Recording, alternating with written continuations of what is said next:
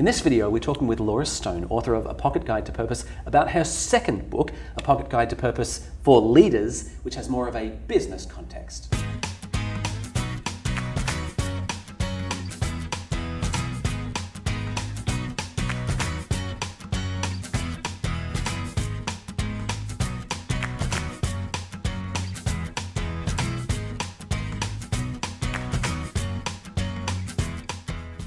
Laura, lovely to speak with you. Thank you. So I want to ask you about this book, A Pocket Guide to Purpose for Leaders, but before I do, Yes. one of the key concepts is engagement, which is critical in businesses. Yeah. And we just had the experience where we were doing a video and we were talking through these questions, Yes. which you can relate. And I wound up getting lost because I was responding to the questions. Yeah. Talk to me about this book in terms of engagement Yeah. and the sort of results you're getting from leaders. So the typical questions that happen in business keep us disconnected at times from who we really are and what we're in terms of bringing our full selves. And this book really enables a leader to talk about things that matter most, but that's appropriate as well, because HR policies have gotten more and more strict. And so some leaders are very weary of entering into space that's an individual purpose space. Like, should I be able to go there or not? And what we are doing is testing this out with heads of HR, heads of human resource, as well as executives. Say, does this seem like something you could ask people? And we're finding overwhelmingly yes, because it enables a very different, poignant kind of conversation very quickly to give them questions that matter most to the individual. And there's two aspects of it. People want to feel unique and they want to feel like they belong. It's two human needs we have. And when through the process of the questions, they are enabling a very deep conversation so that person can be seen. And through the answers, there's a deeper connection quickly and trust built. This makes a lot of sense to me, Yeah. and yet I can understand that there might be resistance in a corporate culture to be having a conversation about purpose. Why am I talking about purpose? Aren't I here to make money? Yes. What kind of difference, from a bottom line point of view, does this kind of work make in a business context? So think about the typical conversations also from performance management and aligning it to a strategic intention. So the faster you can get someone plugged in and their gifts and have them lit up, the more you're going to get on a return from that individual. So think of it as an energy where you literally plug into a socket and energy starts pouring through that so the light bulb gets shined. And through that process, what we're trying to do is have every person shine.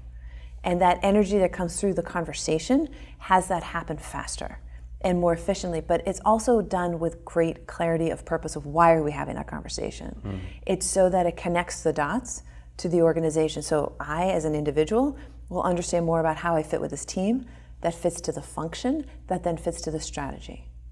And have that be able to come back as well and seeing how they can interplay and build a better outcome for it. So we're not literally recommending that you plug in your staff to sockets. No. This is a figurative. Yes. So there's a disclaimer, everyone. Do not plug Please in don't plug in your team. Don't do this at home. The way you're talking to me gives me the sense that you've spent actually quite some time working in the corporate world. Yes.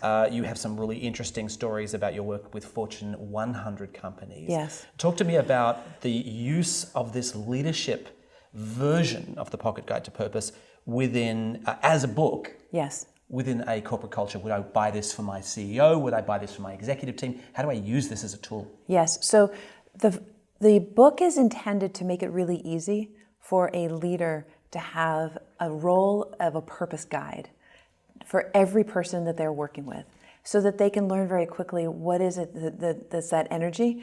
But it's done in a way where all my books you can read within 10 to 15 minutes. Right. So it's a quick read because we know that most people don't read all the books that are printed today. 90% don't get read of the Sit purchase. on the shelf. Right. But if it's quick enough, you can read it. Yes. Yeah, then probably everybody would, especially if your boss buys it for you. Hey, read this. And read it before this next meeting, which won't be too much of a heartache because it will take you 10, 15 minutes. You read it at stoplights. Not that I would encourage that, but the point is that it's that fast to read. The questions, to be able to answer them well for yourself first really helps. That's why the first book is really paramount. Then it enables the leader to understand the health and well-being benefits, the ROI, literally the financial gain from it. to keep it as part of a regular conversation. So organizations already have systems set up around performance management. You do reviews. Why not have this conversation be embedded into the review process as a starter? Why are you really here? What do you want to learn this year? What makes you excited to grow and brings you energy and passion? What a different kind of conversation that would be compared to, well, let's give you some feedback on, where you really messed up. How many hours did you spend on Facebook this week? Right. Yeah.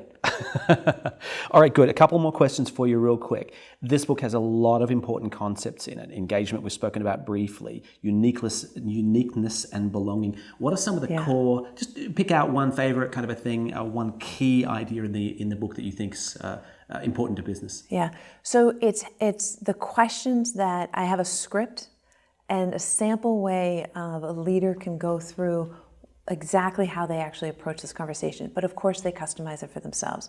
So the intention is the key questions that are unique in this book, as well as the actual process. And the third powerful piece is helping the leader work with that person to figure out a statement. And you think of it like puzzle pieces, these pieces that are coming together and how they fit together. And now what are we seeing? What's this adding up to? And sometimes it takes a little longer. You can have it in one conversation like this, that very quickly we can figure this out. Sometimes it's a series of conversations. That's why we want this to be embedded in a performance management system, that it's on a weekly check-in. It's, what are you doing now that's helping you get closer to living your purpose more fully? Going from 10% of your time to 50% of your time to 80% of your time? Imagine the performance you would get if you and your people were living and working in their purpose 80% of the time. It would be dramatic. Wouldn't it be? Amazing. You were saying, it can be sort of done quickly, but I imagine that one's purpose actually does evolve over the course of time. Yes. So an ongoing conversation might be helpful here? An ongoing conversation is, I find, the way to get this, because you don't learn Spanish in a day, right? And similarly, learning what your purpose is takes time to evolve. So, people who are in their 50s and 60s, I just did a speech to a group of 75 to 80-year-olds. And that was very humbling and wonderful because the range of issues they're having compared to an executive. Yes, a spouse just passed away and now they're thinking about their reason for living. And very powerful content there. You take that into the business world, and how much do we really know and understand of what that individual is going through in their life? What's my reason for really being here? People want to have that answered for them, but they have to work at it. It's like cooking a gourmet meal in a way. It's all there. The recipes are there. It's now we just need to do a little cooking to create it. I also imagine this is somewhat of a conversation of our times, because when I was growing up, arguably your personal life was meant to stay at home. Yes. And now, not only has that evolved just, I think, across the board, but also this new generation, the millennials, are coming. Yeah. How is this a conversation of our times? This conversation is more and more central because organizations are seeing higher return when they are actually having content, like products that have great meaning.